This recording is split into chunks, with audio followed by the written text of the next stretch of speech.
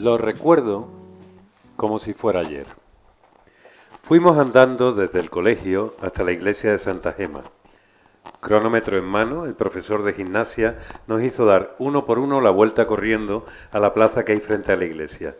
La mayoría de mis compañeros de clase se lo tomaron a broma y ralentizaban el ritmo cuando el profesor dejaba de observarles en su recorrido por el perímetro designado. Por el contrario, yo no podía contener mi excitación.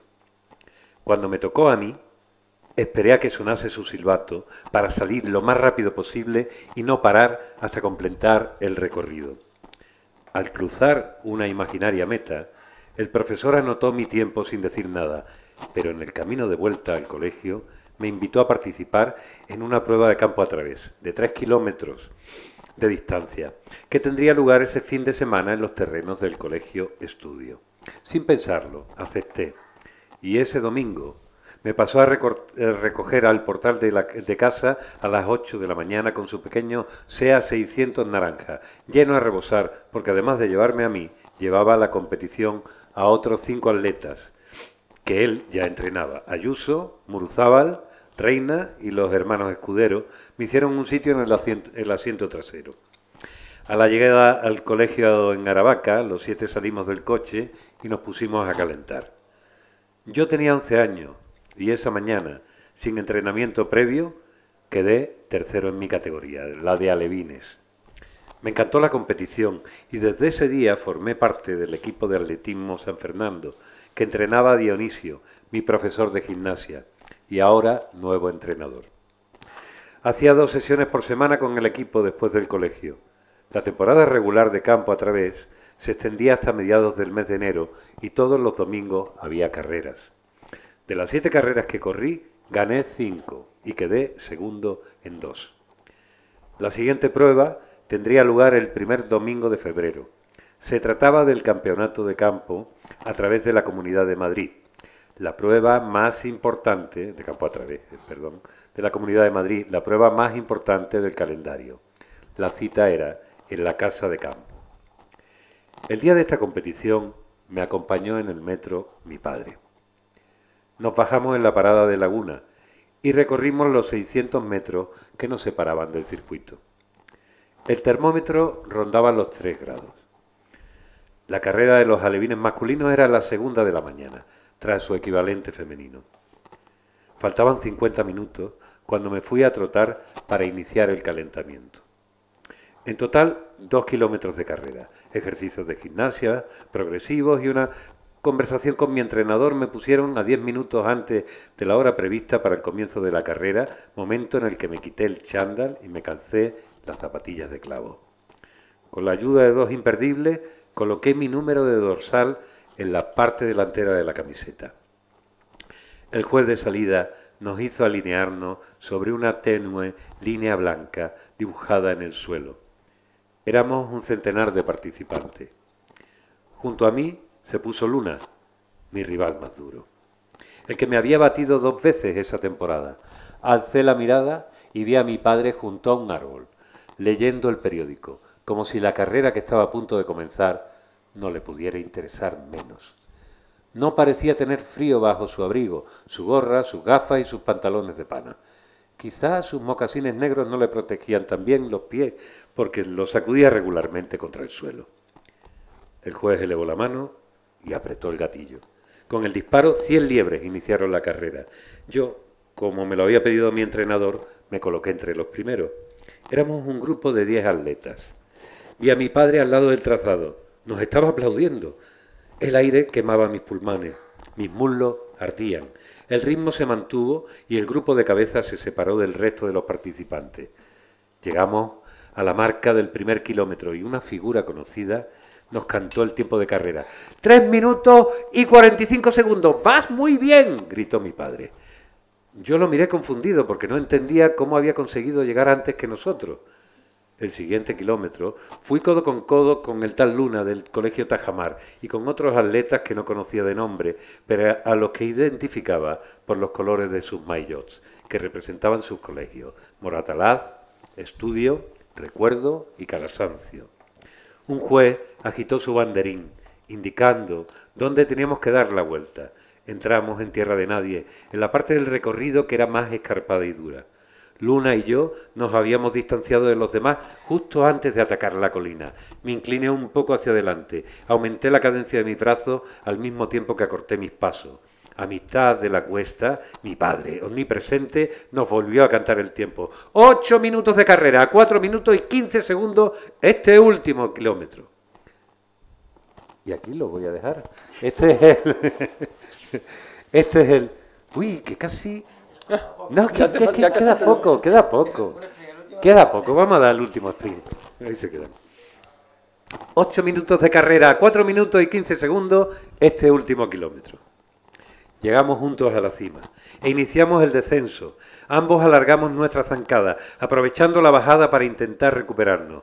Luna apretó tímidamente el ritmo para probarme. No me separé de él ni un metro. El esfuerzo se empezaba a notar en las piernas. Decidí responder a su tirón, con uno de cuenta propia, un poco más duro, un poco más sostenido, y noté que mi contrincante se quedaba atrás. Su momento de debilidad me animó a acelerar aún más el ritmo y puse de por medio una decena de metros. Mi padre me alentó, agitando sus brazos, coreando mi nombre. Cómo hacía para animarnos, vernos pasar y volver a alcanzarnos era todo un misterio para mí. A medida que cubría en cabeza el último kilómetro, noté que el trazado se iba llenando de gente, mayoritariamente padres y entrenadores, aunque también había algunas madres que me aplaudían cortésmente mientras miraban tras de mí para ver en qué posición se encontraban su hijo. Vi que alguien me tomaba una foto al pasar. Se trataba del señor Velasco, el fotógrafo que en cada competición vendía fotos en blanco y negro de los atletas, tomadas la semana anterior. Faltaban 200 metros para la llegada. Me negué a mirar atrás para ver si le sacaba la suficiente distancia a Luna como para bajar el ritmo. Al contrario, lo aumenté un poco más, animado por los aplausos y por la cercanía de la meta. Crucé finalmente la pancarta y miré atrás. A una veintena de metros llegó Luna, segundo. Nos saludamos y me felicitó mientras los dos recuperamos poco a poco el aliento y la respiración. Nos pusimos el chándal y trotamos juntos para enfriar. Mi entrenador también me dio la enhorabuena cuando nos vimos. A nuestra carrera le siguieron las categorías infantil, cadete, juvenil, junior y senior. Se nos pasó toda la mañana. En la entrega de trofeos subí al podio al oír mi nombre. Era el campeón de campo a través de la Comunidad de Madrid. Desde mi posición divisé a mi padre, que estaba de nuevo ocupado con su periódico, seguramente dando los últimos toques al crucigrama. Nos despedimos de mi entrenador y cogimos el metro de vuelta a casa, los dos con un hambre de lobo. Al entrar por la puerta nos llegó el aroma del arroz con sobra del cocido que había preparado mi madre para comer. Mi madre y mi hermana nos preguntaron: ¿cómo te fue? ¿Estás cansado? A lo que yo respondí: quedamos los primeros y estamos los dos agotados. Y este es el primer cuento del libro de relatos de Daniel Azcona, Prefiero que me trates de tú, que hoy venimos a presentar, y publicado por la editorial Pepitas de Calabaza, que hoy venimos a presentar dentro de este ciclo que se llama Leyendo a la Carrera, dentro del programa, aquí todo esto son como muñecas rusas, como veis, del programa El Tercer Piso de Librería Proteo, que coordino. Mi nombre es Héctor Márquez, quienes no me conozcáis todavía, y soy algo parecido a un periodista cultural o un gestor cultural y esas cosas, es decir, que lío pollo, básicamente, y intento vincular a la gente. Para este ciclo de Leyendo a la Carrera, que fue una idea que hace un montón de años se me ocurrió, conté en su día, no llegó a buen puerto, con la persona que mejor podía ayudar a coordinar aquella idea, aquel ciclo. Entonces era más ambicioso, ahora un poco menos más ambicioso con la edad y esperando que poco a poco vayamos subiendo de posición. Como el atleta cuya historia ha contado Daniel, llamé en su día a Pedro Delgado. Pedro Delgado, escritor, atleta de verdad. Atleta de verdad. Yo siempre fui un gran aficionado al atletismo, a practicarlo poquito y a verlo sobre todo desde el sofá. Y aquí Pedro Delgado está siendo la persona que está eligiendo a quienes vienen a leer. Cuando me dijo que el hijo del grandísimo Rafael Azcona podía venir aquí, yo en principio pensé simplemente que no hable de su padre, ya vamos más que vamos más que pagados, ¿no? Porque el padre era simplemente uno de los mejores escritores que ha dado este país en el siglo XX y desde luego el mejor guionista de cine que ha existido todavía en España. Pero es que resulta que Daniel, que también fue atleta durante su juventud y primera madurez, pues ha sido un escritor tardío y ya lo ven ustedes. Hemos elegido, sobre todo para empezar este primer cuento, que habla un poco de esa experiencia. Ahora ya Pedro y le preguntaremos qué parte de verdad, qué parte de ficción, si ese padre que leía el periódico y le acompañaba era el venerado don Rafael o qué, y sobre todo vamos a hablar de la escritura, del libro, de las memorias atléticas, de las memorias literarias, y vamos a hablar un poco de lo que nos dé la gana. Y entonces le doy la palabra a Pedro, que él se lo tiene preparado como hacen las personas que entrenan y que trabajan, no yo que soy un impresentable. Muchas gracias a todos por venir, y en ese todo incluyo a Daniel. El otro día por hacer los deberes, vi el imprescindible dedicado a tu padre, y bueno, vi que él era un gran tímido, que lo que quería era pasar desapercibido, ser invisible. A él le gustaba mucho observar, le gustaba escuchar a la gente, pero no le gustaba ser el foco de atención. Y yo creo que a ti te pasa igual, y que ese es el motivo por el que todavía no has presentado este libro en ningún sitio, cuando es un libro de relatos muy bueno, muy bueno. Entonces, darte las gracias por vencer esa timidez y venir aquí desde tan lejos, porque viene desde Toulouse, venir aquí a presentar el libro. Que hayas aceptado esa invitación, pues para mí muchas gracias. Es algo importante. En un estado de inconsciencia. Yo creo que me viste muy ilusionado. No, yo creo que ha sido no le vamos a quitar la ilusión a este doble deporte, escribir, sí, que me ha... Al final me dije, ¿por qué no? Sí. Pues muchísimas gracias. Bueno, esperemos que valga la pena. Segundo, decir también que él haya llegado hasta aquí ha sido por un cúmulo de casualidades, ¿no? La primera, que yo entrara una tarde en la librería y me encontrase con este libro de cara, con esta portada, que, bueno, a mí me gritaba por lo menos, llévame a casa, ¿no? Me decía. Y luego también que Héctor haya retomado este proyecto y me llamase hace ahora un mes y medio diciéndome que si me apuntaba a coordinar lo de Leyendo la Carrera, algo que acepté, y estuve mirando correos antiguos, y la vez que él contactó conmigo para esto era el 2011, para una futura maratón de Málaga que no se celebró ese año, y bueno, ellos tenían pensado pues en la previa a la maratón pues hacer una especie de festival en el que se hablara de literatura deportiva enfocada en el atletismo, y películas también que estuviesen enfocadas en el atletismo. Creemos, me acuerdo que yo ya he puesto así, porque ya que piensa a lo grande, ¿no? Que venga Sebastian Coe.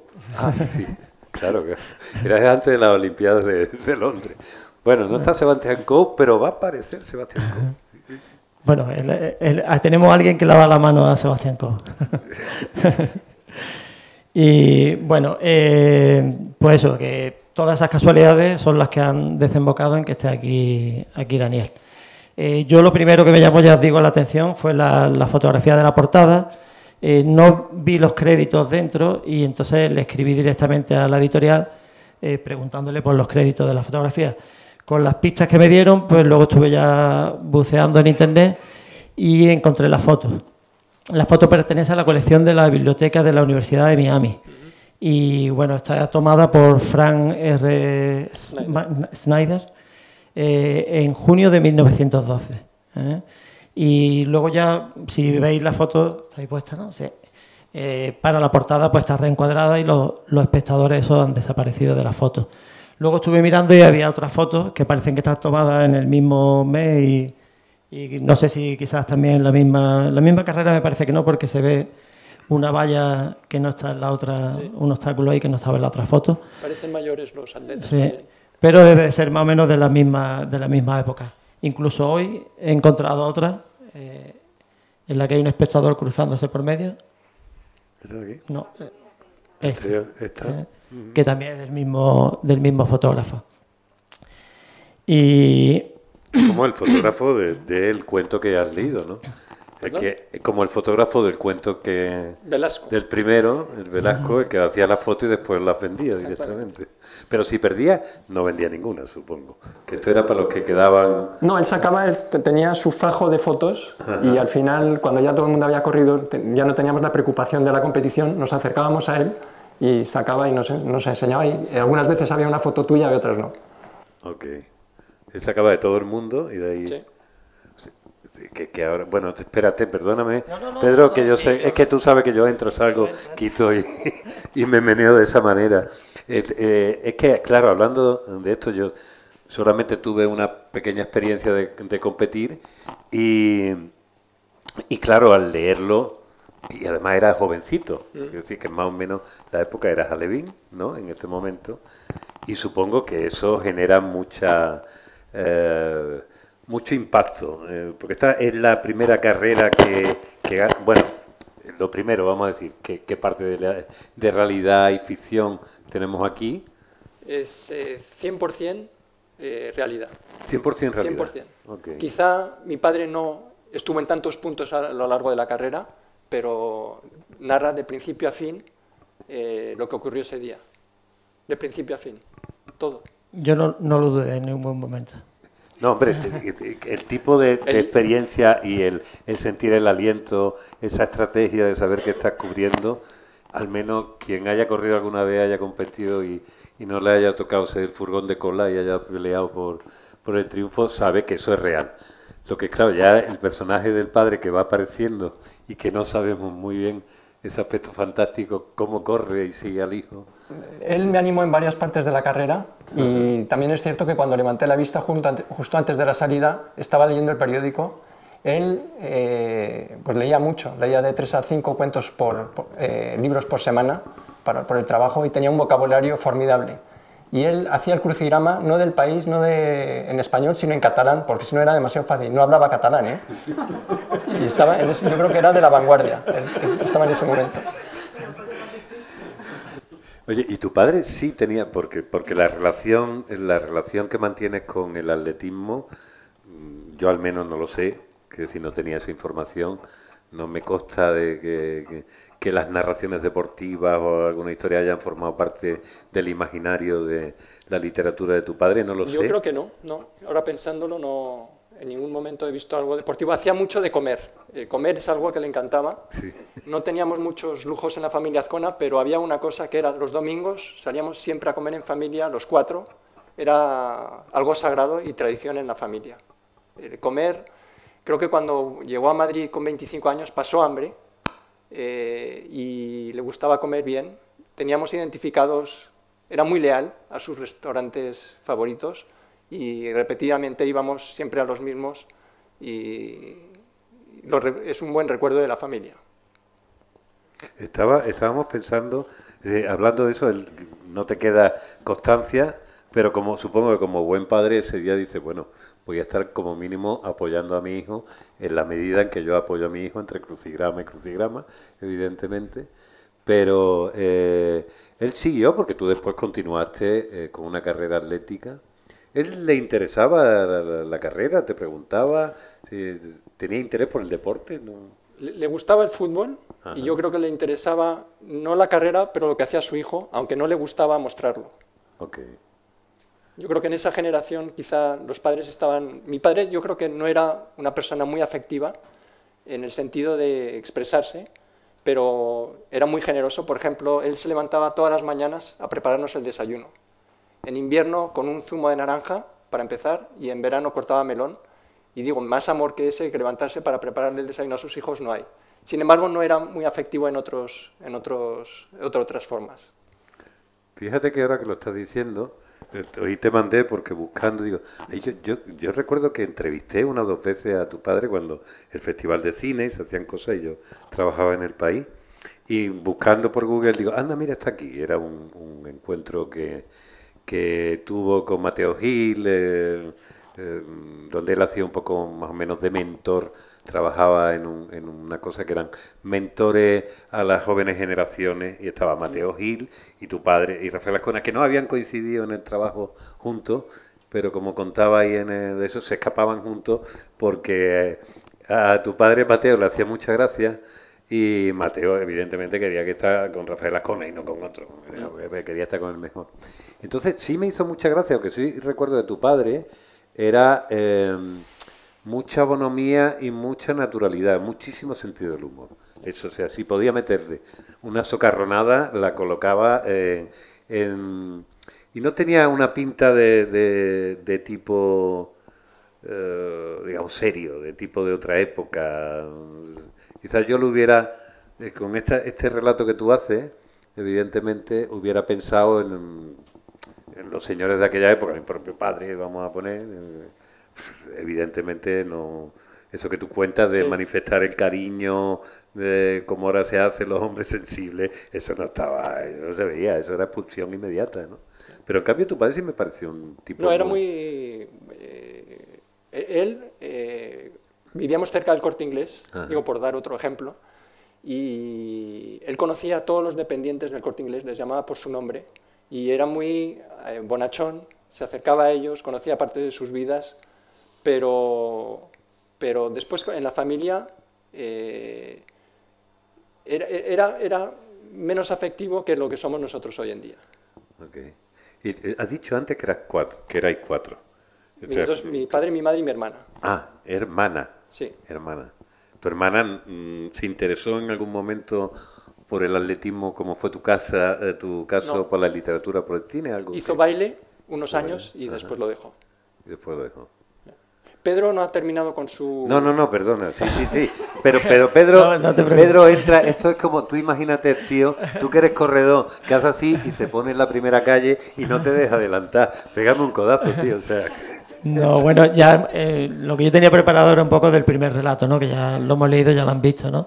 Pero ese relato, cuando yo llegué a casa y empecé a leer el libro, pues la verdad es que deseé que no terminara nunca, ¿no? Porque me sentí súper identificado y luego está de una manera brillante, está reflejado lo que significa para un chaval de colegio, de instituto, que tu profesor de instituto te diga, de educación física, te diga que te va a llevar a una competición, ¿no?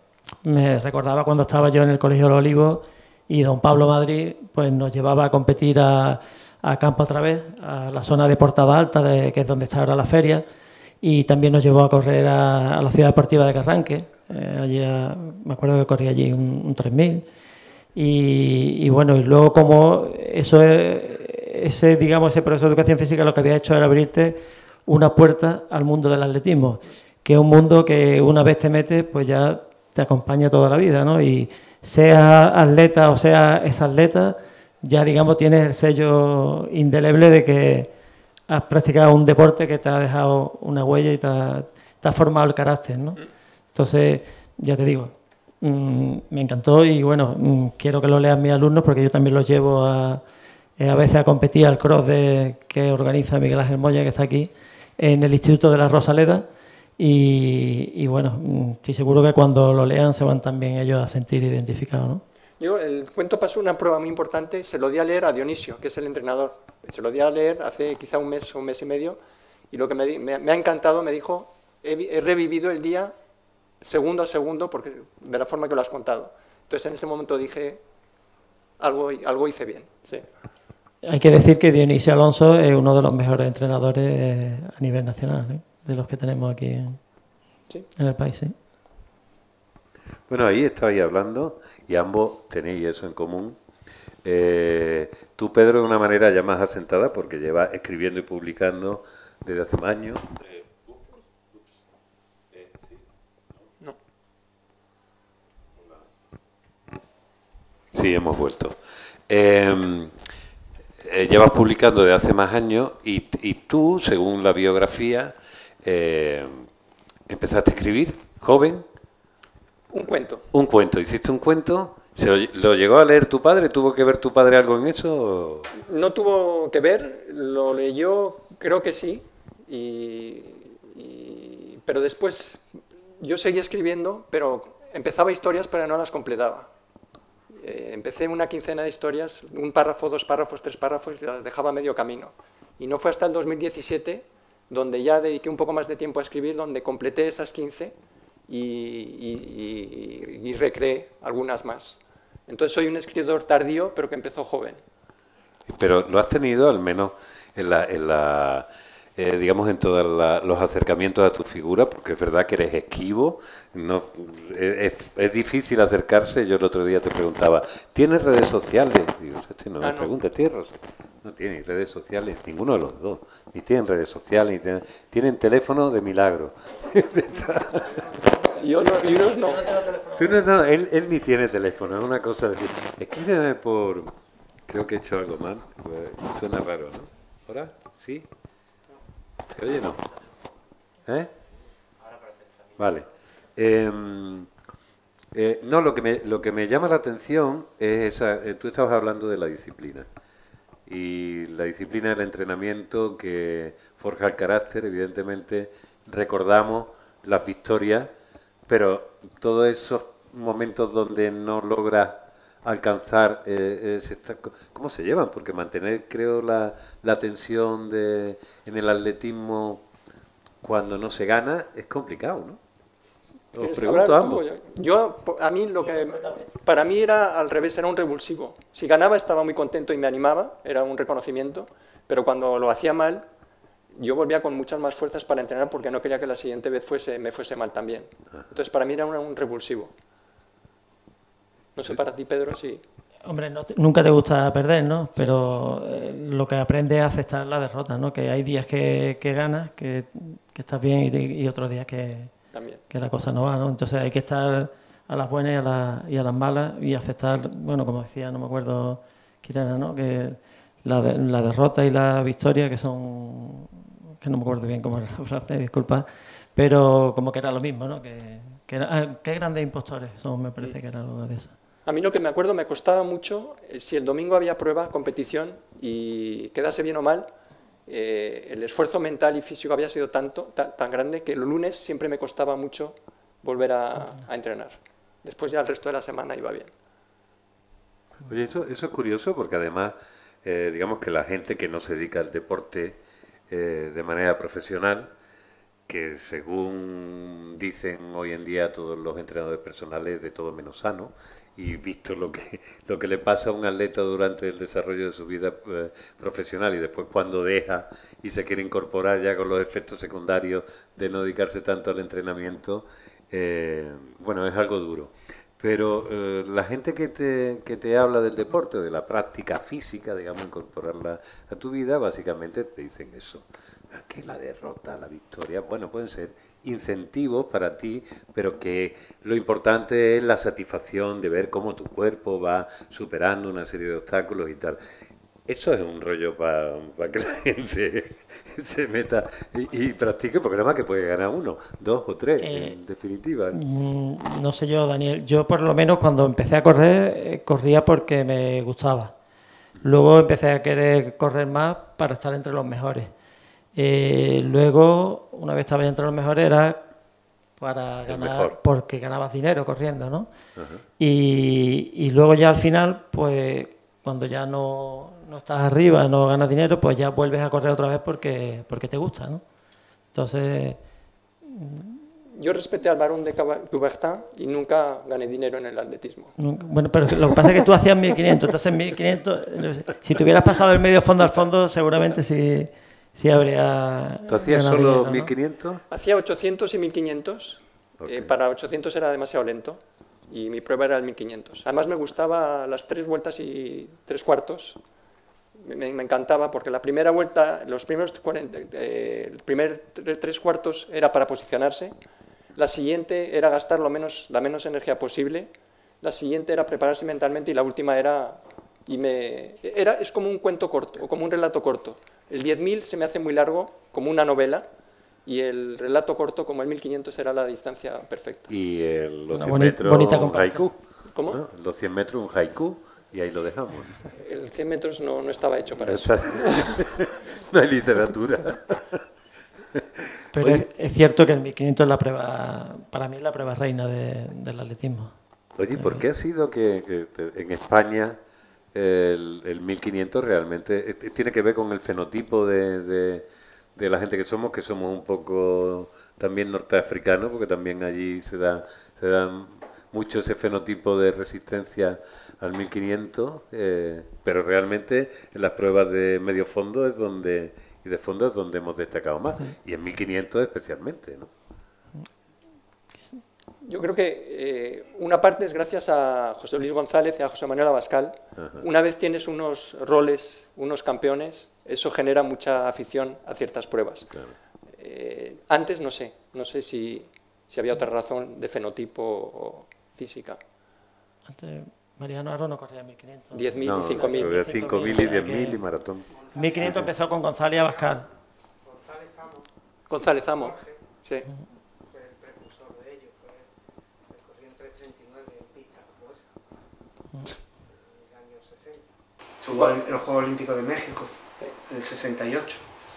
68 Jorge mandamos González Amos, un sí. español a los Fue Juegos Olímpicos. finalista de los Juegos Fíjate, Olímpicos. eso no lo sabía. Y tiene una cosa muy curiosa, yo ya me he metido aquí, Sí, sí. que es, tiene él una foto de Bob Beamon, que me la enseñó él, que en el salto ese de 8,90 histórico, que había que medirlo en el 600 ese Sí, sí. del relato, él estaba en la grada donde los atletas y puso el encuadre y solo le salieron las piernas, porque se elevó tanto en el salto del 8,90 que no se le ve entero, está cortada la foto. Esa me la enseñó Jorge, Una pena, porque que para sigue él. trabajando en la federación y eso como... Jorge Amo, sí me acuerdo. Sí, sí. ¿Y quién fue a ti quien te arrancó? ¿Cuáles son los...? Has hablado ahora de un elemento.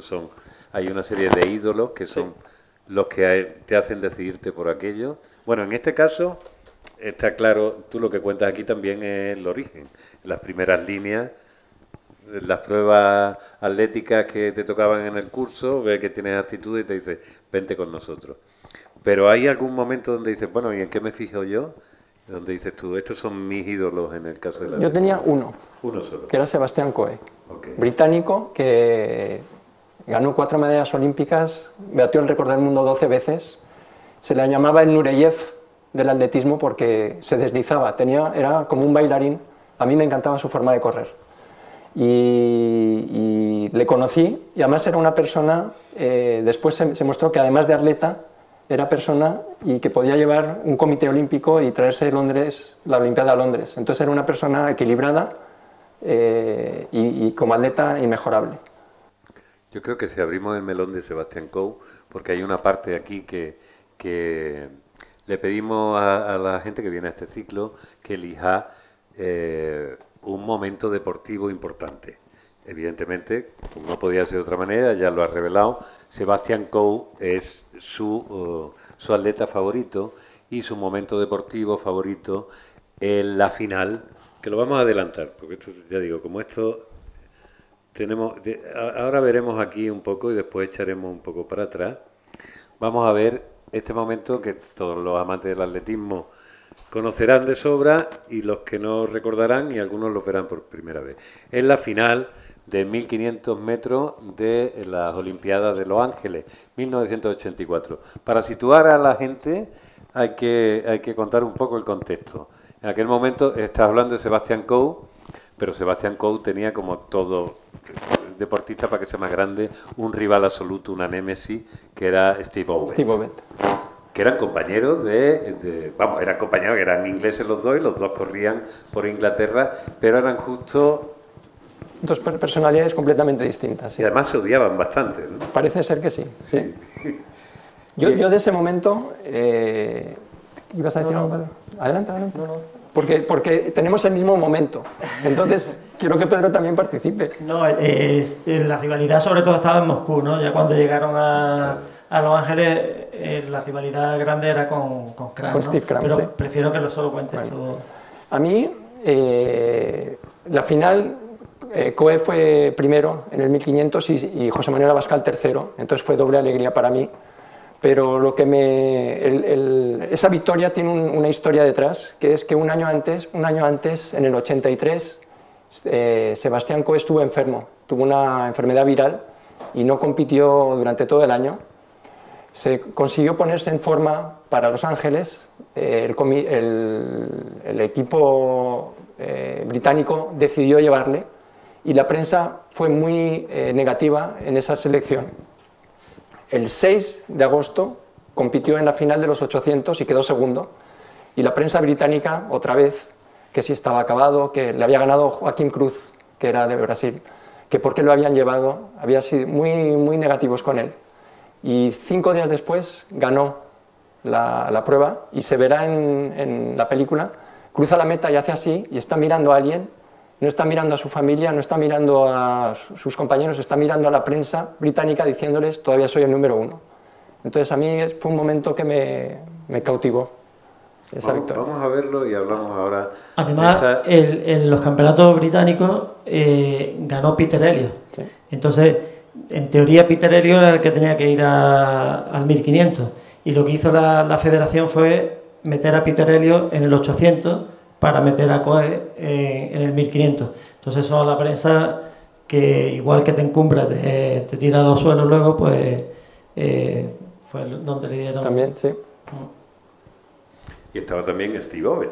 Y estaba Steve Ovett. Que había ganado en esta misma, me parece que le ganó los 800 a Coe, que era la prueba de Coe. Y sin embargo los 1500 era la prueba de Ovett, más o menos, ¿no? Dentro de... Y para valorar lo que hizo aquí Coe, hay que tener en cuenta que Cran el año anterior había ganado los Juegos de la Commonwealth, el Campeonato de Europa y el Campeonato del Mundo. O sea, que tenía un rival de lo más duro dentro de casa. Sebastián Coe fue el primero en ganar 2 medallas consecutivas olímpicas en la prueba de 1500. Nunca en la historia se había conseguido eso. Bueno, ¿se ha vuelto a conseguir después? Yo creo que no. ¿De 1500 seguidas? No. ¿De 1500 seguidas? Yo creo que no. No. Después ha habido mundiales y tal, pero 2 olimpiadas seguidas creo que no. Decir sobre esto que ha tenido el detalle, Daniel, de traerme este libro, la biografía de Coe, donde se cuenta todo esto de Los Ángeles. Entonces, esto no está editado en español. Es un detallazo, no está editado. Mira, ya. Eso para hacerme perdonar de haber elegido el mismo momento que Pedro.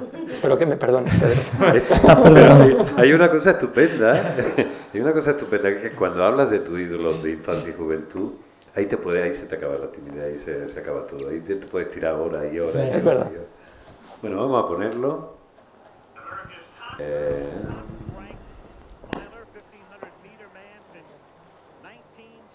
Ahora.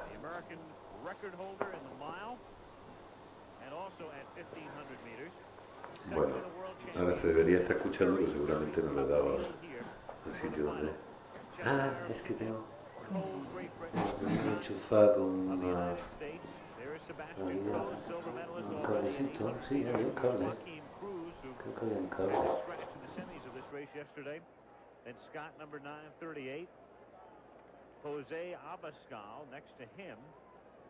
Si no, bueno, ven. Además, esta es la primera vez que un español gana una medalla en atletismo, ¿eh? No, o es antes la de marcha. Es antes la de marcha, ¿verdad? La de marcha fue en Moscú, efectivamente. Y aquí ya estaba José Luis González compitiendo con Abascal. Y él hizo... O sea, no llegó a la final. Yo, que los conozco los dos, la rivalidad de González y Abascal es muy similar a la de Coe y Ovett. Sí, claro. Son coetáneos, además. Sí. Y es muy similar también, tú los conoces también.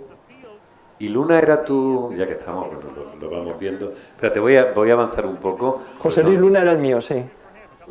Pero Luna era tu Ovett, ¿no? Pero en el atletismo, viene en el libro, después de competir... nos fuimos a enfriar juntos y me felicitó y cuando él me había ganado yo le felicité. Es una relación mucho más noble, yo creo, que en otros deportes. Entre otras cosas, yo creo, porque compites más contra el reloj, tienes tus rivales, pero sabes que puedes ganar una carrera, pero lo que cuenta de verdad también es tu marca personal en la prueba. Entonces eso le quita rivalidad al...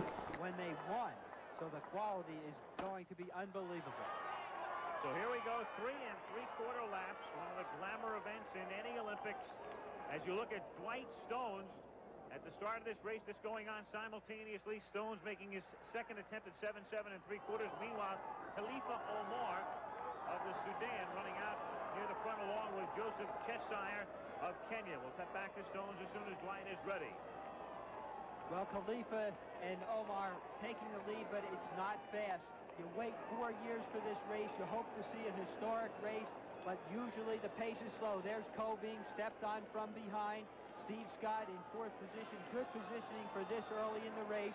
And the talk has been since the World Championships last year that either Sidney Marie or Steve Scott would have to move first and draw the kick out of people like Sebastian Coe, Steve Ovett, and Steve Cram. So for a year... Here goes Stones, and Dwight does not make it. Only one more attempt remaining for him at 7 3/4. So Stones in some trouble right now. Missing on his second attempt. In the World Championship, Steve Scott was outkicked by Steve Cram of Great Britain, so he has learned that he's going to have to take the pace. His coach said at that time he would have a secret plan, which he wouldn't use until the Olympics, and everybody knew what that secret was, and here it is. He's going to push the pace from this far out. Unfortunately, Sidney Marie and Cruz did not make it to the final. They may have helped Scott, but really now it's going to be Steve Scott against a great field.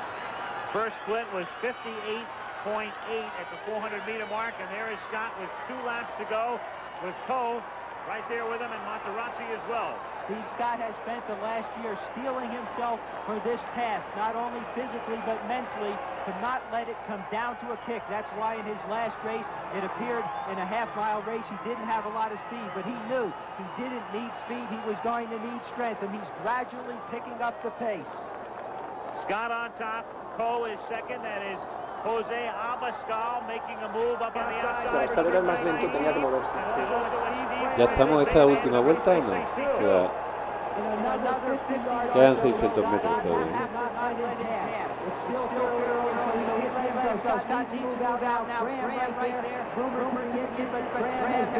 ¿Tú que naciste en Nueva York?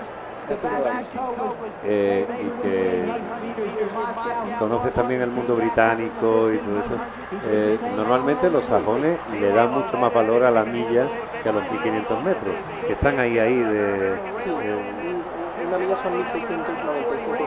100 y pico metros. Pero 609. aquí tenemos a Steve Ovett, que era se desfonda antes de... Dropped off the pace, has a great rush in the last 100, but it's 2 Englishmen. It's Coe, it's Sebastian Coe, and it's Graham, and it's Abascal in 3rd place. It's Sebastian Coe, the world record holder at 800 meters and the mile, the 1980 Olympic champion. Here comes Graham, the world champion. It's going to be Coe and Graham, and it doesn't look like Graham's going to catch him. It's Sebastian Coe extending his lead, and Sebastian Coe on his way to the finish. Sebastian Coe wins the récord olímpico. Graham winds up second. Abascal holds on for 3rd. As 5 seconds back, Scott has to take. Pero con Crank, en cambio, no se llevaba mal. No había rivalidad, ¿no? ¿Quién decía que estaba mal?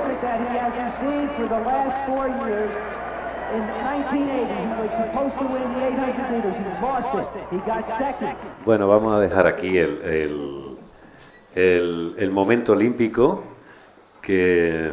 pero cuando tú ves, este es el año 84, cuando estás viendo esto, estás compitiendo. Todavía estoy compitiendo, sí. Estás compitiendo, ya eres senior, pues estás en época junior. Tenía 19 años. 19 años, estás ahí en el... Que debía ser ya senior, absoluto. 19, no, yo creo que junior, ¿no? Junior. Bueno, último año de junior. Yo soy del 65 también. Y tú llegaste a ser tercero, bronce de España. En San Sebastián fui tercero en 1500.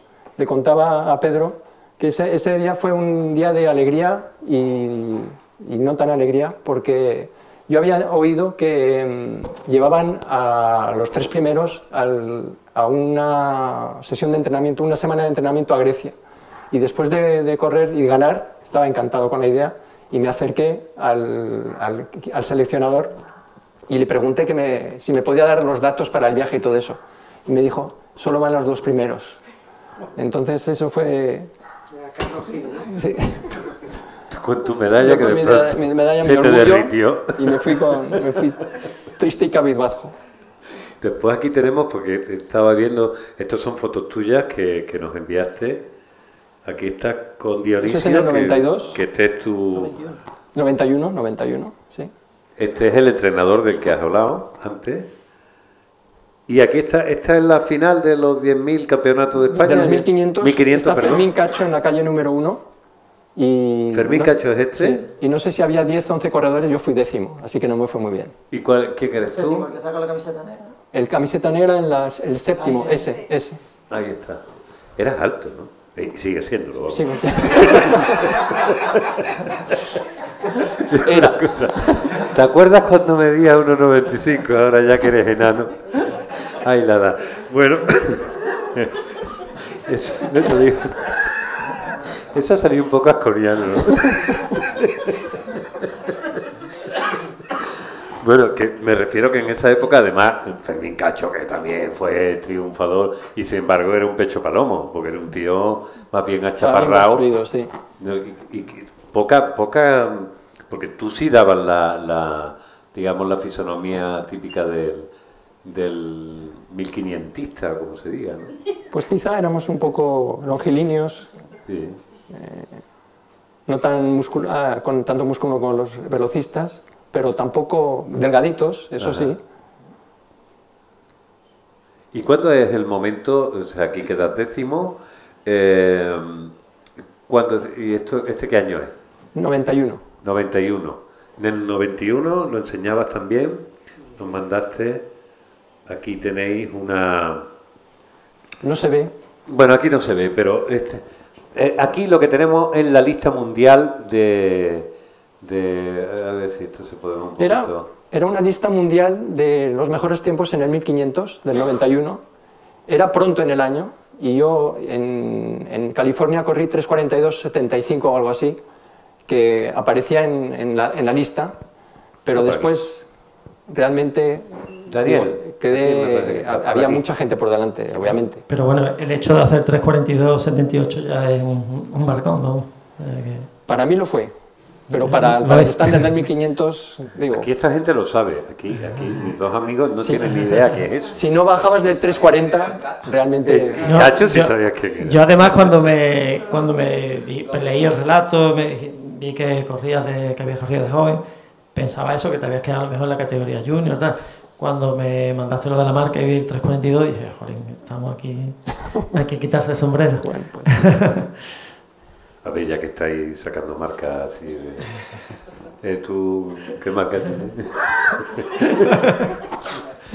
¿Tú qué hiciste? Yo tuve que subir yo en 1500 llegué a tener 3:52, 3:54 y subí de prueba porque ya me quedé ahí estancado. O sea, que te fuiste más y tuve que subir, sí. 5 y 10.000. Del 1500 pasé al 3000, que quedé en el año 86 en pista cubierta, quedé campeón de España promesa, hice 8:22.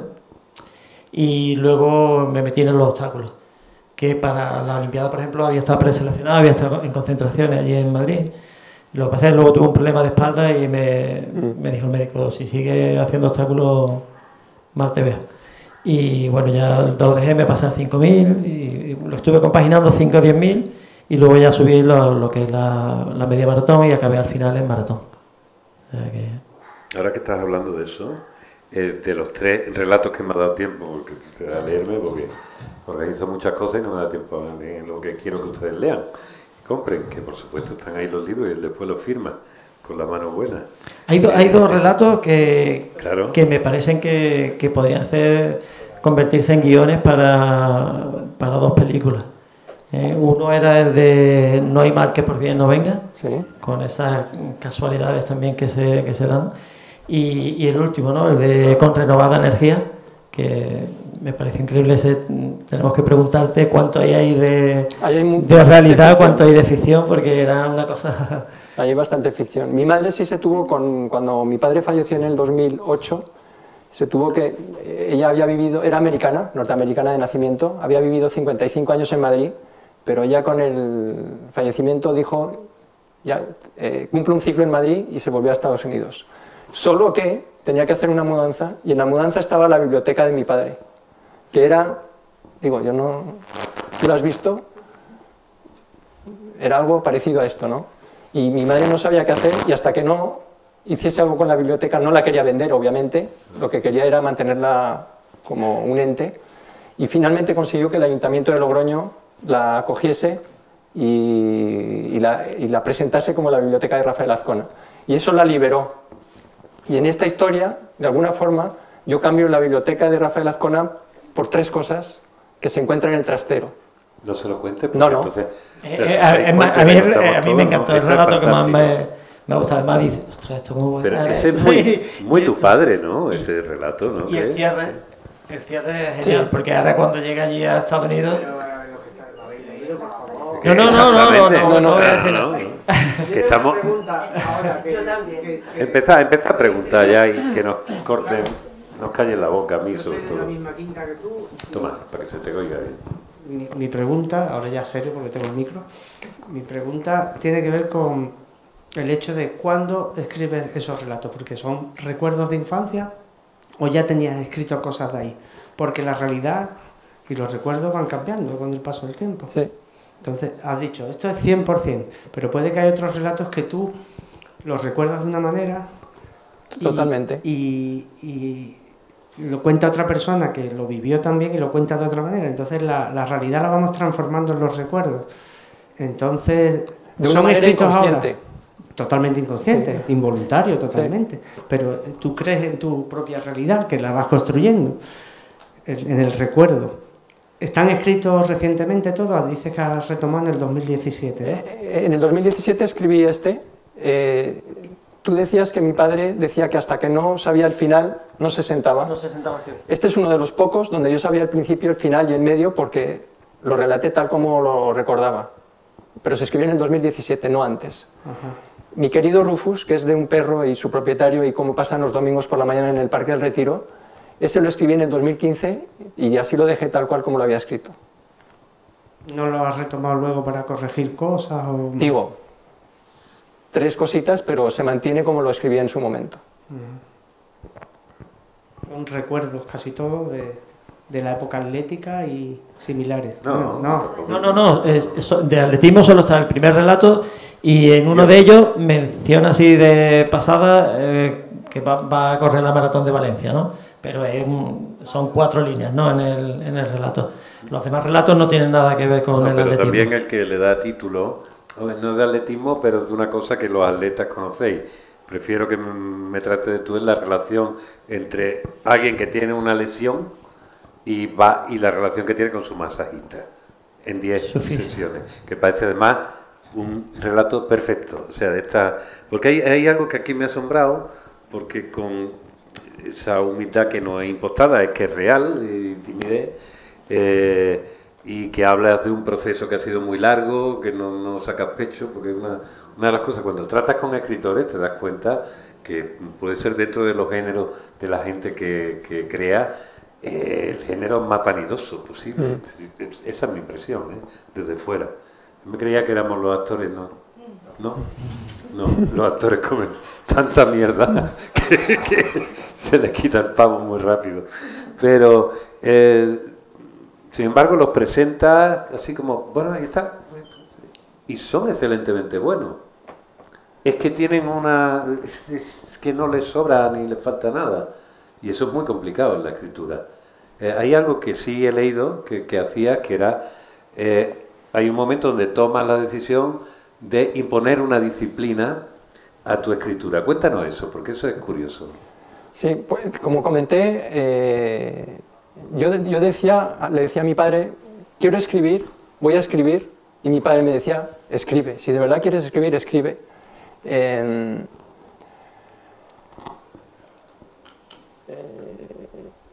me ha olvidado lo que iba a decir. Estábamos hablando de la disciplina. Ah, sí. El proceso de disciplina. Entonces, en el 2017, decidí aplicar la misma disciplina que aplicaba al atletismo y al trabajo, a lo de escribir. Y lo han contado muchos autores, es sentarse en una silla y decir hoy son 1500 palabras o 2000 palabras y hasta que no termine no me levanto. Y la verdad es que funciona. Hay días que escribes y no sirve para nada, al día siguiente lo lees y lo trituras o lo borras, pero para mejorar tienes que editar algo que ya existe. Y eso fue lo que me encaminó a poder completar las historias. Porque esto te lo planteaste también como una especie, como hace el personaje de este cuento que le da título, dice, llego a un lugar y me planteo esta meta.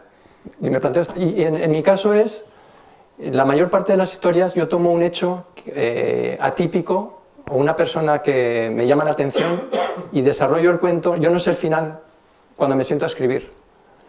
Entonces, pueden haber muchos finales y eso exige disciplina porque hay días que el cuento va a ninguna parte y otros que dices, ah, ya empieza. Yo, al lado investigo, el último cuento que he escrito se llama La mujer paloma, que he escrito y que no he publicado. Y fue en París, en el centro Pompidou, en la plaza que hay enfrente, vi a una mujer que le daba de comer a las palomas y se veía que para ella las palomas son lo más importante de la vida. Dije, bueno, pues este es un personaje que quiero desarrollar, quiero saber qué pasa después. Y me senté a escribir y investigando supe que París, el Ayuntamiento de París, con la Avenida de las Olimpiadas, se ha fijado como objetivo eliminar muchas de la población de palomas de la ciudad, porque son transmisoras de enfermedades, ensucian monumentos, etc. Si tú pones los dos, el Ayuntamiento de París, es uno de mis personajes, trabaja en el Ayuntamiento y conoce a la mujer paloma, que es, para ella las palomas son lo más importante.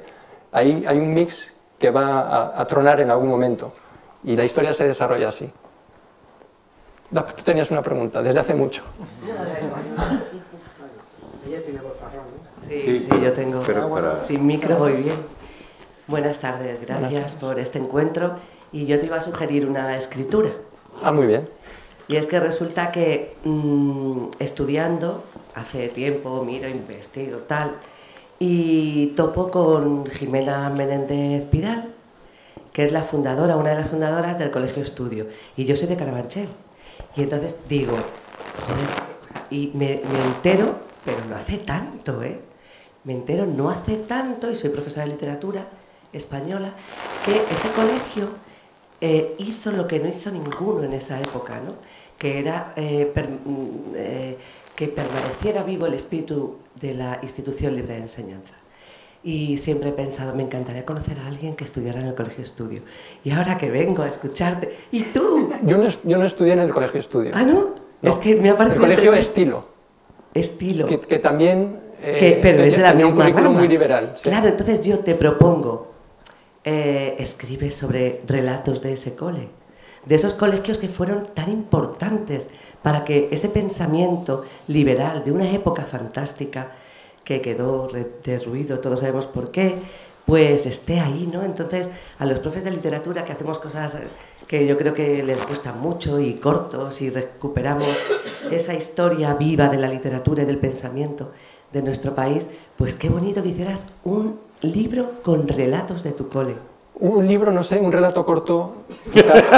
Que no, que acabas de decir que tienes un método muy disciplinado. Muchas gracias, Daniel. Está siendo genial todo esto y les leeré relatos tuyos. Y uno de como los he leído de Pedro, ¿eh?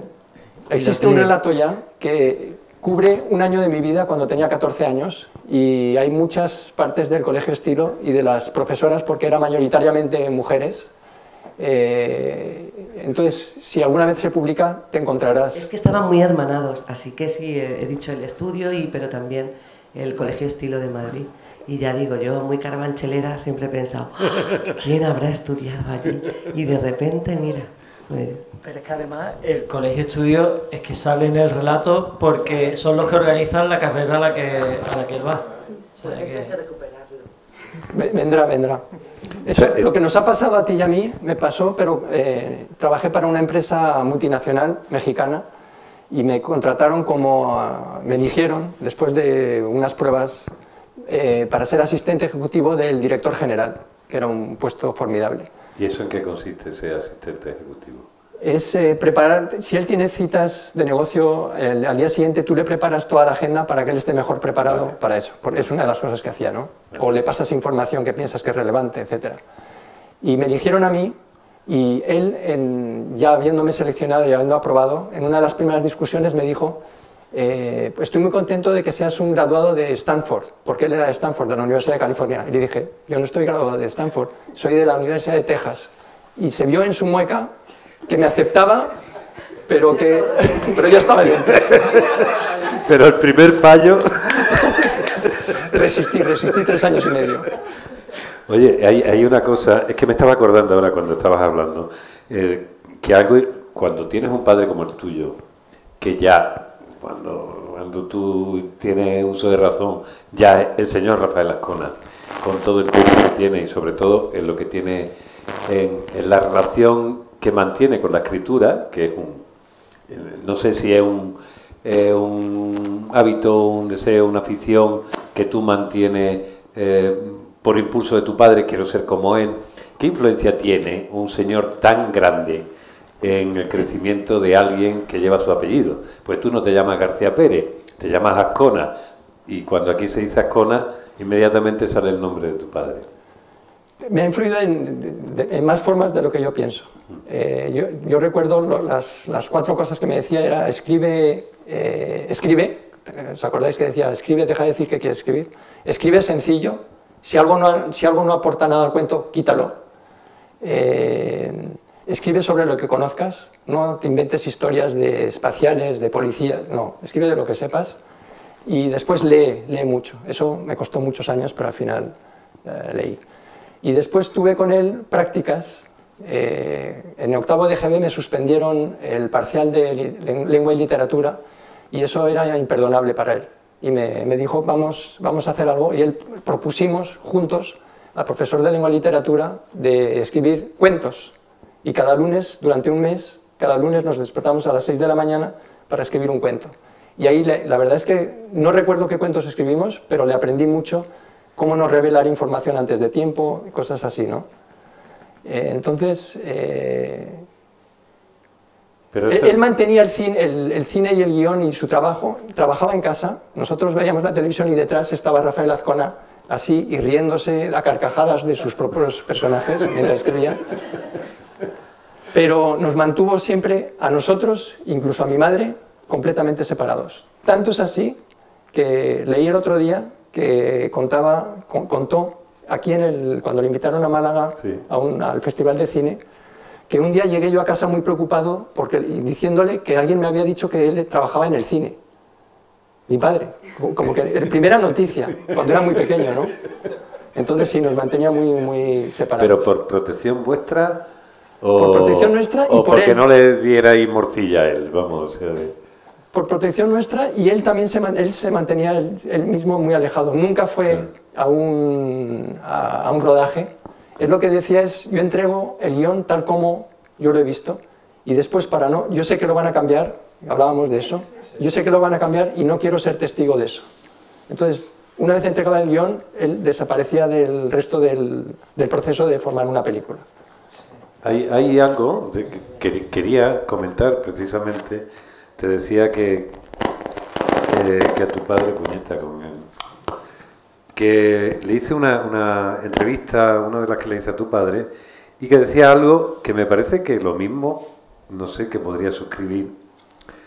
Decía, yo no tengo imaginación, me gano la vida con cosas que he oído y visto. De lo que más me lucro es con la asociación de ideas. Bueno, sí, pensé una vez, dice. Estaba en Ibiza en el mes de agosto. Había estrellas fugaces en el cielo. Eran las 3 de la mañana. Iba en bici, alcé los ojos y pensé por primera vez en la enormidad de los secretos que guarda el cosmos. Me caí al suelo. Estaba ahí Mateo Gil al lado y dice, ¿tú sabes cómo saber cuando un escritor tiene talento, Mateo? Mateo así dice, se le lleva al mar por primera vez. Si dice, qué grande es, o me lo imaginaba más azul, está lleno de tópicos. Pero esta idea de tu padre de nutrirse, que tú lo has dicho también, nútrete de lo que tienes alrededor, en tus cuentos esto es una constante, quiero decir. Si esto no tiene un nivel de realidad importante, como que no van a pasar la prueba. Tú no te vas a lanzar, como él te decía, a escribir de ciencia ficción de lo que pasa en el paciente. Yo aventuras cotidianas. Mi padre nunca condujo, nunca tuvo carnet de conducir, él iba en autobús y decía que esa era su fuente de inspiración. Decía también que los guionistas italianos ya no eran tan buenos desde que cogían el taxi y no iban en autobús. Y es verdad, yo a mis hijas, cuando eran más pequeñas, siempre les decía, vamos a salir a la calle que alguna sorpresa se nos aparecerá. Y es verdad que la calle está llena, si uno se fija, si uno es observador, se fija, hay cosas maravillosas que pasan y no necesita uno inventar aventuras extraterrestres, policiales, etcétera, etcétera. ¿Y te sientes ya escritor? No sé, dependerá de lo que está esperando dicen mis que el público... Yo creo que lo certifica. ¿Tú crees que? Yo creo que lo certifica este libro. Sí, bueno, pues me siento escritor. Yo tengo una preguntilla. Después de este libro, tu padre, él se sentía novelista. Lo que pasa es que vio que de la novela no se podía vivir, entonces empezó con lo de los guiones y vio que además le era más fácil escribir guiones que novelas.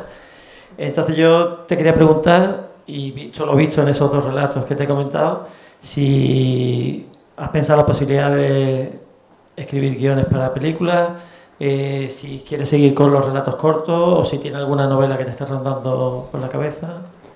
La respuesta es no, no he pensado en escribir un guión, pero viendo algunos de los cuentos, un guión, una novela de 340 páginas se traduce en un guión de 100 más o menos, o sea, que se recorta. En un guión, los personajes, ¿cómo decir? Lo importante es la acción y el diálogo. Esa es mi versión, ¿eh?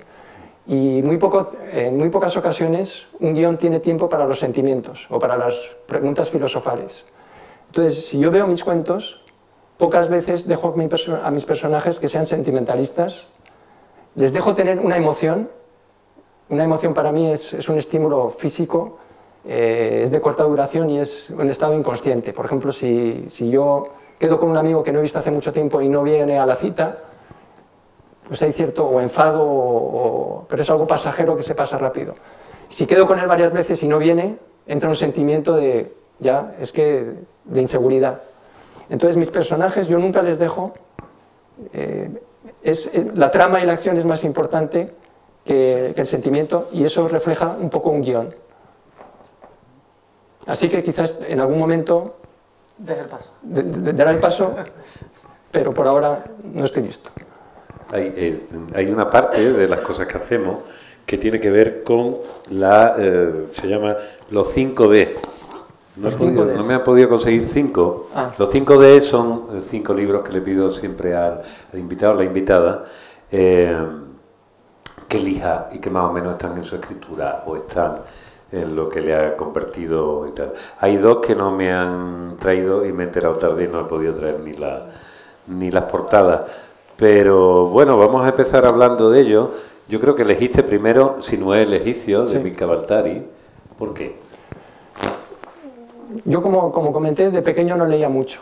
Creo que leí 1000 veces Las aventuras de Oscar, de Carmen Kurz. No sé si alguien las haya leído. Me encantaban, pero era un libro juvenil, infantil. Leí también Las aventuras de Guillermo, de otro tanto. Guillermo Brown. Y yo no sé a qué edad, pero un día cayó en mis manos Sinué el egipcio, un libro de verdad, y me cautivó y a partir de ese momento empecé a leer. El libro tiene mucho rigor histórico y yo creo que eso me lo ha dejado.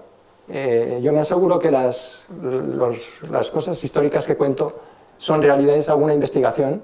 Tanto es así que tengo un ex colega de empresa que me escribió después de leer los cuentos y me dijo: Daniel, me gustaron, pero sobre todo he checado todas y cada una de las referencias históricas y están bien. Entonces pasé ese test. Y es el Sinué el egipcio de Milka Bartari, un finlandés. Fue el primer libro, yo creo que leí en mi vida, leí como libro de adulto. Además estaba, yo sí recuerdo que la gente de nuestra generación estaba ahí, el Sinué el egipcio. Mi madre adoraba ese libro que yo no leí. Cuenta la historia del médico real de un faraón que se llamaba Akenatón, y él pasa de ser un don nadie a ser el médico real y ve todas las tribulaciones, la lucha política que hay detrás de la corte faraónica. Es un libro precioso, Mi hermano se lo leyó, me acuerdo verlo allí en la mesita anoche cuando chico. Se lo leyó más o menos cuando estaba en bachillerato. Por ahí. Que lo lleva a la televisión y luego cómo se va reponiendo de nuevo en este momento. Que el libro es precioso. Yo lo leí a 18 años. Sí, sí, mi padre compraba en aquella época muchos libros de la colección Reno, que era aquello de zorrillo con el dibujito y una portada muy bonita, pero eran ediciones muy sencillas, ¿no? Pero había un montón de libros de la colección Reno, y en esa colección entró el siglo de Egipcio, ¿no? Y lo leí y leímos mucho de ese formato. Era una... Se perdió la colección, pero uno de los primeros títulos del Círculo de Lectores, me acuerdo, que estaban dentro de la... Somos hijos del Círculo de Lectores, casi todos. De las dos estatuitas, Sí. Yo quería que mi madre llegase unos años para que le regalaran aquel libro que ponía Pintoresca y Vieja Europa. Y después, si tenías no sé cuántos años, te regalaban 2 figuras horrorosas de madera de una especie de reyes católicos visigodos por el Círculo de Lectores. Eso lo teníamos en la casa, ¿verdad? Ya sabes de dónde viene. Hay 2 que no me han traído, que es un buen bistec y Fanfan. De Jan London. Lo estuve curioseando y me los quiero buscarlo. Ese es un cuento fantástico, por un bistec, que cuenta la vida de un viejo púgil, y voy a contar sobre el principio. Está en su casa, su mujer le ha preparado la cena, que son unas judías que quedaron de la semana, con salsa. Ella no ha cenado, y sus hijos tampoco, los han acostado pronto para que se les pase antes el hambre. Le han dado lo poco que queda de comida al boxeador porque tiene un combate esa noche. Y es un cuento, si uno piensa en el ethos, pathos y logos, es donde se me presentó antes el pathos, que es el sentimiento, ¿no? La emoción. Porque ves un púgil que fue brillante en su carrera, que tuvo mucho éxito, y ahora ya realmente no tiene ni para comer, ni para dar de comer a su familia.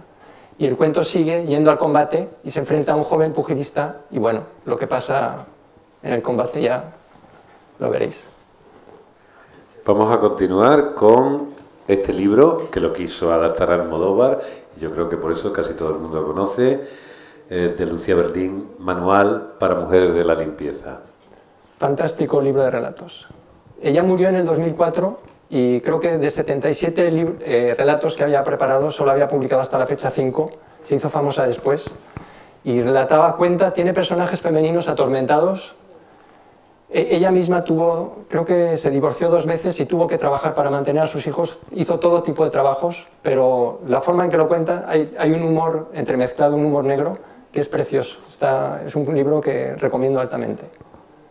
Y vamos a... Y en ese sale el autobús, la historia del autobús, como ella cuenta lo que le pasa en el autobús, que es lo que comentaba antes, donde pasan las cosas. Sí. Ya no me acuerdo del cuento del autobús, pero... No, lo que comentabas tú de que yendo en el autobús, al no tener carnet de coche, teniendo que coger el autobús con muchas conversaciones. Exactamente. Es que el relato de Manual para mujeres de la limpieza habla de lo que está pasando en el autobús y paramos en la casa tal, sí. Y es exactamente lo que tú contabas antes de tu padre, de tenemos que coger el autobús, que es donde pasan cosas, pues empieza a conocer a la gente a través del autobús. Eso es cierto, a mí me pasa igual, yo soy un cotilla empedernido. Yo pongo la oreja que no vean. Yo voy en el autobús y voy trincando. Porque es verdad, se cuentan cosas que luego tú dices, ¿cómo te ha ocurrido esto? Y digo, esto lo escuché de una tía que iba en el autobús un día.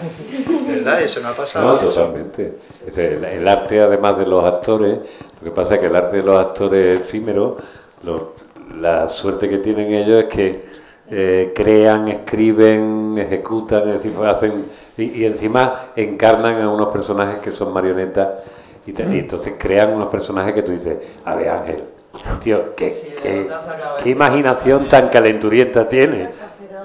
Hombre, yo le meto de lo mío, pero es verdad que hay... Hombre, el collage, el saber que coges de uno y de otro y después cómo vas puliendo y tal, eso es totalmente tuyo, o sea, y la mirada. Por ejemplo, yo he tardado en adaptar El Verdugo 4 meses. Porque me da un respeto enorme tocar algo que había escrito Azcona y Erlanga, sobre todo Azcona. Y yo decía, Dios mío, ¿cómo empiezo yo a trabajar esto? Un día me levanté, yo soy como tú, yo soy de 8 horas diarias, mi trabajo, la creatividad llega, pero si no hay constancia y trabajo, eso es imposible. Y un día dije, mira Ángel, déjate de tonterías, vamos a empezar a escribir. y lo que salga, con mucho respeto, pero y me quité esa losa, ¿no? Porque si no era imposible. Pero es verdad que cuando lees el guión, es un guión magnífico porque tiene unas cargas de profundidad inmensas, sobre todo una España, aquella España oscura y vergonzante de los años 60. Y lo cuenta de una forma tan cotidiano todo, porque es verdad que es muy cotidiano, porque no se mete en oscuridades ni en cosas muy complicadas. Es tan directo que cuesta trabajo entender que se pueda ser tan directo y llegar sin insultar y sin palabras mayores. Y bueno, yo que ese libro lo tengo yo también, que no me he traído los libros de tu padre, los tengo allí y ahora he caído que me los podía haber traído, que sea para que tú le pongas la mano encima de... algo de Azcona tienen. Y bueno, que estoy encantado de que nos hayas llamado. Para mí es un privilegio estar hoy aquí contigo. Igualmente. De verdad que sí. Oye, por esto se hacen estas cosas. A mí es que lo que más me gusta del mundo es ser Celestina. Ay.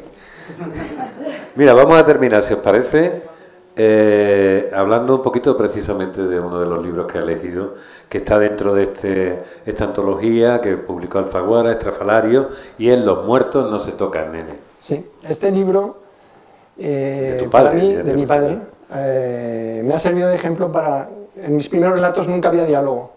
Yo contaba y cuando me decidí por fin de ponerle una voz a los personajes, leí este porque los diálogos me parecen formidables. Es un don Fabián que se muere y es la familia que espera que llegue el alcalde y tiene un humor formidable, los diálogos son magníficos y ponen en evidencia, no ponen en evidencia, demuestran lo que decía mi padre, que es cualquier situación dramática, si la llevas al extremo y le echas un poquito de humor, consigues arrancarle una sonrisa al lector. Y por eso ha sido importante en mi carrera como escritor, como escritor. ¿Y tú crees que tu padre estaría orgulloso? Pues espero que sí. Espero que sí. Yo me acuerdo que cuando escribí la reseña de tu libro, terminaba con eso, ¿no? Diciendo que tu padre todas las noches se iba a la cama con un libro y que yo creo que le habría gustado haberse ido con este. Tengo que decir que mi madre lee mis libros, es una de mis primeras lectoras y es la más crítica, lo cual me ayuda a mejorarlos, pero siempre no tiene pelos en la boca y si hay algo que no le gusta me dice y crítica. Entonces mi padre yo creo que hubiese sido un poquito más indulgente. Ajá. ¿Y tu madre también le miraba a tu padre Mi padre soltaba los guiones en contadas ocasiones, creo que sí los leía, lo que nunca fui testigo de la conversación que tenía lugar después, mi madre dándole retroalimentación a mi padre. Eso nunca he visto, no sé si lo hacían a escondidas o al final no pasaba. Que no se entere el niño, sí, que va a creer que yo no escribo. Pero sí nos pasaba guiones a todos. Oye, pues si os parece... Una cosilla ¿me quieres contar? Sí. En los otros relatos, quitando el primero a lo mejor, hay mucho el protagonista son las sincronías, ¿no?, que se dan, el azar, las casualidades. Sí. Y antes había comentado él que naciste en Nueva York y hay una casuística muy grande también de por qué nace allí en Nueva York. No sé si la podrías contar. Bueno, voy a contarlo como pasó, a ver qué opina. Mi madre, americana, en el año 63, decidió ir a España para estudiar español. Conoce a mi padre en un bar que ya no existe, que se llama el Whisky Jazz, y pues se conocen. Después mi padre se va a Ibiza y mi madre acaba los estudios y decide seguirle a Ibiza. Pasan un tiempo juntos y mi madre se tiene que volver a Estados Unidos.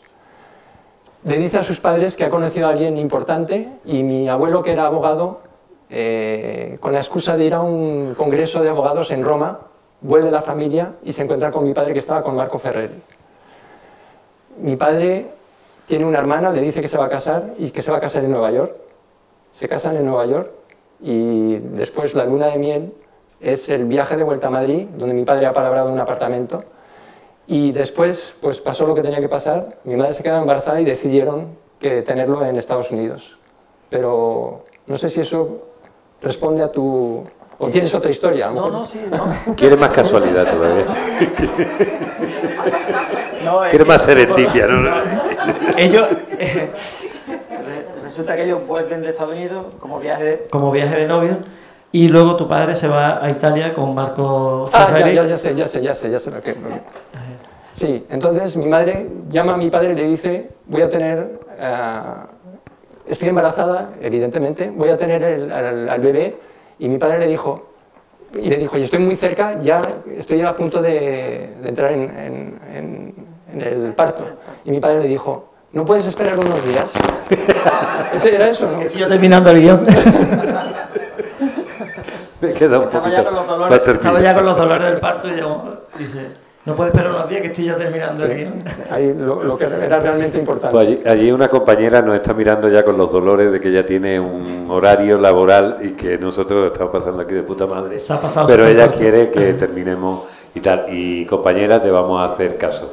No importa porque vamos a continuar. Quiero decir, aquí se para el momentito, nos vamos allí enfrente, seguimos tomando cervecita o lo que sea y seguimos comentando. Daros las gracias por haber venido, darle las gracias una vez más a Pedro por siempre arruinarle los guiones y por supuesto a Daniel, que ha sido un honor que salga por primera vez a presentar su libro y que sea aquí en Málaga, donde su padre, unos metros más allá, ha sido condecorado en varias ocasiones por el Festival de Cine. Que así siga la serendipia, que sigas escribiendo en corto, en largo, por fascículo, pero eres un magnífico escritor y tu padre seguro que estaría orgulloso, como nosotros, de tenerte aquí.